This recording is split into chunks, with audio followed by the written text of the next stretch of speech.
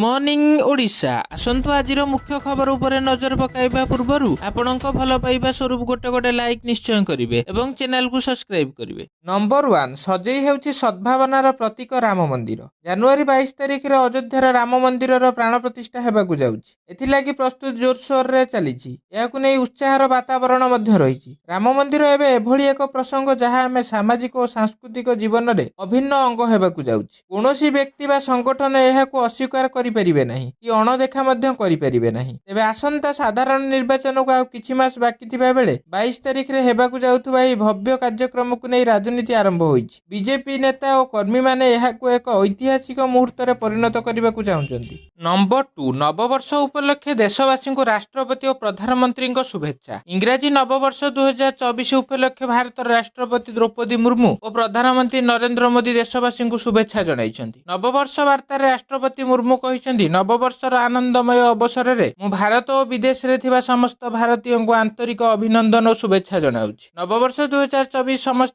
पई सुख शांति और समृद्धि आणु। आम देशर प्रगति रे आमर अवदान अब्याहत रहू। समृद्ध समाज गढ़िबा लागि जनसाधारण को आह्वान दे राष्ट्रपति पुणी कहिसेंती चलंतु नववर्ष को स्वागत करने सहित समृद्ध समाज और जाति गठन लगी शपथ नेबा। नंबर 3 कृष्णगह्वर अध्ययन लगी एक्सपोसैट उत्क्षेपण कले इसरो। न्यूट्रॉन स्टार बा नष्ट होइतिबा तारका तहिरु सृष्ट कृष्णगह्वर बा ब्लैक होल उपर अध्ययन करने लगी आज इसरो महाकाश को एक्सपोसैट उत्क्षेपण करिछि। सोमवार सकाळ 9:10 रे श्रीहरिकोटा स्थित सतीश धावन महाकाश केन्द्र पोलार सैटेलाइट लॉन्च व्हीकल द्वारा 60तम उत्क्षेपण रे एक्सपोसैट को नहीं महाकाश को जाइथिबा कथा इसरो कहिछि। नंबर 4 नुआ वर्ष रे गठन हेबो षष्ठ राज्य अर्थ आयोग। नुआ वर्ष रे राज्य सरकार पक्षरु नूतन तथा षष्ठतम राज्य अर्थ आयोग गठन करा जिवो। केंद्र सरकार पक्षरु 16तम अर्थ आयोग गठन नै विज्ञप्ति जारी हेबा परे राज्य अर्थ आयोग गठन पई बाट फिटिछि। भारत सरकार पक्षरु रविवार नीति आयोगर पूर्वतन उपाध्यक्ष अरविंद पानागारिया को 16तम केंद्रीय अर्थ आयोग अध्यक्ष भाव नियुक्त करा जाइछि। एही आयोगर अर्थ मंत्रालय जुग्म सचिव ऋतिक पांडे सचिव भाव नियुक्त होइछन्ति। नंबर 5 अशोधित तैल व्यवहार रे चाइना को पछरे पकाइबो भारत।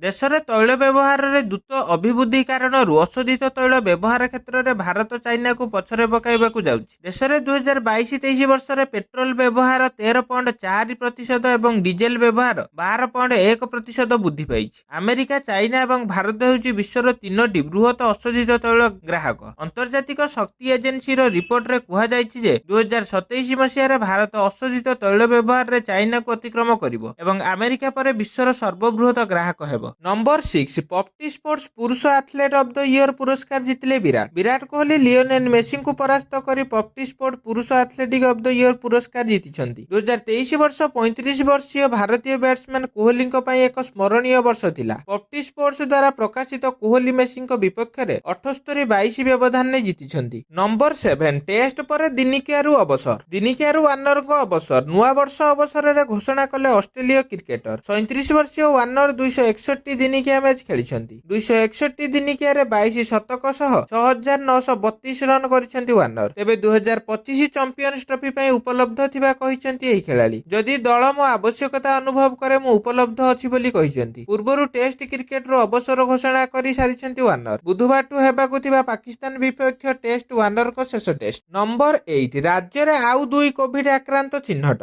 राज्य रे आज आउ 2 जण कोविड आक्रांत चिन्हट होइछन्ती। 2 नुआ आक्रांत को मिसाई राज्य रे मोट सक्रिय संक्रमित संख्या 20 रे पहुंचिला। एने ओडिशा रे कोविड आक्रांत संख्या वृद्धि को नहीं जनस्वास्थ्य निर्देशक डाक्टर निरंजन मिश्र प्रतिक्रिया रखिछन्ती। से कहिछन्ती कोविड टेस्टिंग बढ़िछि। समस्ते होम आइसोलेशन ने अछन्ती। मेडिकल ले केही नाहंती तेनु आतंकित हेबार नाही। आगु को बढ़िबा नै स्थिति अनुध्यान करा जाउछि। नंबर 9 4 वर्ष रे सरिबो मेट्रो काम कहिछन्ती मुख्यमंत्री। भुवनेश्वर कटक मेट्रो रेल प्रकल्प शिलान्यास होइतिबा खबर सामना को आसीछि। बारंग रतागढ़ ठारे शिलान्यास कले मुख्यमंत्री नवीन पट्टनायक। शिलान्यास अवसर रे मुख्यमंत्री नवीन पट्टनायक वक्तव्य मेट्रो पई मु कथा देइथिली आज पालन कली बोली कहिसेंती मुख्यमंत्री। 4 वर्ष मध्य मेट्रो रेल काम सरिबो। आगामी दिन रे खोर्धा पुरी को संप्रसारण हेबो बोली कहिसेंती मुख्यमंत्री। नंबर 10 2024 लोकसभा निर्वाचन में मोदी को रोकिबा असंभव। लोकसभा निर्वाचन पई मात्र किछि मास बाकी अछि एवं समस्त राजनैतिक दल साधारण निर्वाचन पई प्रस्तुति रे व्यस्त अछंती। एही समय ब्रिटेन नो अग्रणी खबर कागज दि गार्डियन ने एक लेखा लेखा जाइछि जहा विरोधी दल को निराश करि पारे। वास्तव रे आर्टिकल दाबी करि କହିଛି ଯେ ଏହା ନିଶ୍ଚିନ୍ତ ଯେ 2024 ଲୋକସଭା ନିର୍ବାଚନରେ ଭାଜପା ସରକାର ଗଠନ କରିବ ଏବଂ ଏହାକୁ କେହି ରୋକିପାରିବେ ନାହିଁ। ଏହି ଲେଖାଟି